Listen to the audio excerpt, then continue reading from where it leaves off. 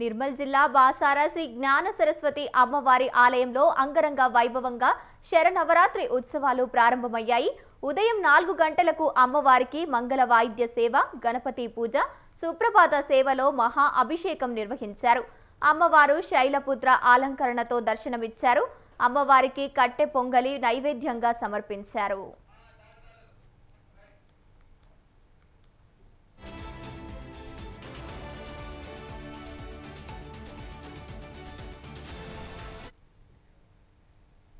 అమ్మవారి దర్శనానికి భక్తులు అధిక సంఖ్యలో తరలివచ్చారు.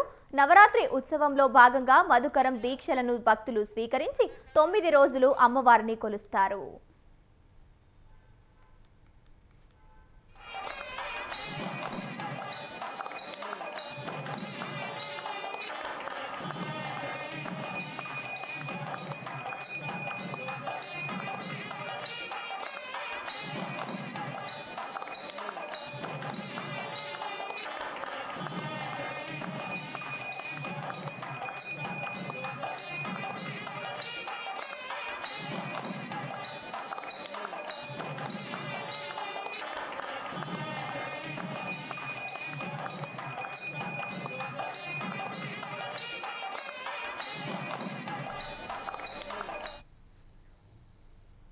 విజయవాడ ఇంద్రకీలాద్రిపై దసరా నవరాత్రి ప్రారంభోత్సవం వైభవంగా ప్రారంభమయ్యాయి.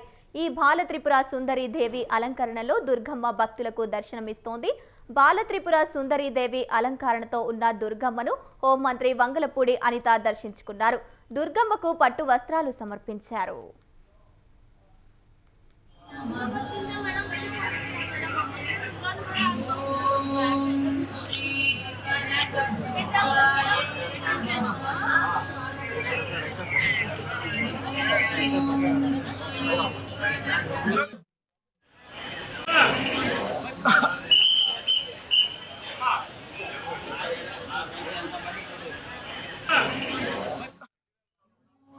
అందరికీ నమస్కారం. ప్రజలందరికీ ఈరోజు దసరా నవరాత్రులు మొదటి రోజు కాబట్టి అందరికీ శుభాకాంక్షలు. నవరాత్రులు ఈసారి మనకి 11 రోజులు వచ్చినాయి. ఈ రోజు నుంచి 22వ తేదీ వరకు ఉన్నది. అమ్మవారిని ఇప్పుడు నేను దర్శనం చేస్తున్నాను. ఏర్పాట్లన్నీ కూడా చాలా బ్రహ్మాండంగా ఉన్నాయి. భక్తులందరూ కూడా ఆహ్లాదకరంగా అమ్మవారి దర్శనం గురించి వెళ్తుంటే చూశాను నేను.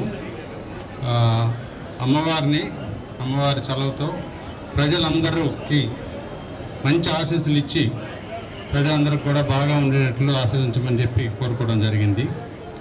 సో అదేవిధంగా రాబోయే 11 రోజులు కూడా అమ్మవారు అనేక వస్త్రాలంకరణతో ఉంటారు కాబట్టి ప్రజలందరూ వచ్చి దర్శనాన్ని ప్రశాంతంగా చేసుకొని వారి ఇళ్ళకి టైంకి జాగ్రత్తగా వెళ్ళిపోవాలని చెప్పి ఆ విధంగా ఆశీర్వదించమని చెప్పి అమ్మవారిని కోరుకున్నాను. Thank you. అందరికీ, తెలుగు ప్రజలందరికీ, దేశంలో ఉన్న ప్రజలందరికీ కూడా, ఎస్పెషల్లీ ఆంధ్ర రాష్ట్ర ప్రజలందరికీ కూడా కనకదుర్గమ్మ శరన్నవరాత్రి మహోత్సవాలు ప్రారంభ శుభాకాంక్షలు తెలియజేసుకుంటూ ఈ రోజు నుంచి జరగబోయే నవరాత్రి ఉత్సవాలు అంగరంగ వైభవంగా ఇంద్రకీలాద్రి మీద ఈరోజు మనకి స్టార్ట్ అవ్వడం నిజంగా చాలా శుభపరిణామం కింద భావించాలి.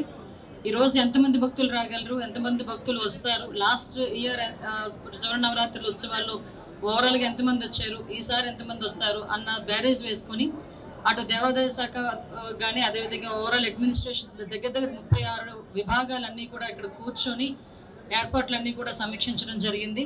సుమారుగా పోలీస్ సిబ్బంది దగ్గర 4500 మంది పోలీసు సిబ్బంది కూడా ఈరోజు ఇక్కడ డిప్లాయ్ అయి ఉన్నారు. ఏ భక్తులకి కూడా అసౌకర్యాలు కలగకుండా ఉండాల్సిన బాధ్యత కూడా ఈరోజు గవర్నమెంట్ తీసుకుంది. ప్రత్యేకంగా ఈ నవరాత్రి ఉత్సవాల్లో లాస్ట్ ఇయర్ సుమారుగా 13 లక్షల మంది ఈ నవరాత్రి ఉత్సవాల్లో పాల్పంచుకున్నారు అని చెప్పి మన దగ్గర నివేదికలు కూడా ఉన్నాయి. దాన్ని బేస్ చేసుకుని ఈ సంవత్సరం డెఫినెట్గా పెరుగుతారు అనే ఉద్దేశంతో ఇంచుమించుగా ఒక 20 లక్షల మంది భక్తులు వచ్చినా కూడా ఎటువంటి ఇబ్బంది కలగకూడదు అనే ఉద్దేశంతో ఈరోజు గవర్నమెంట్ చాలా నిర్ణయాలు తీసుకుంది.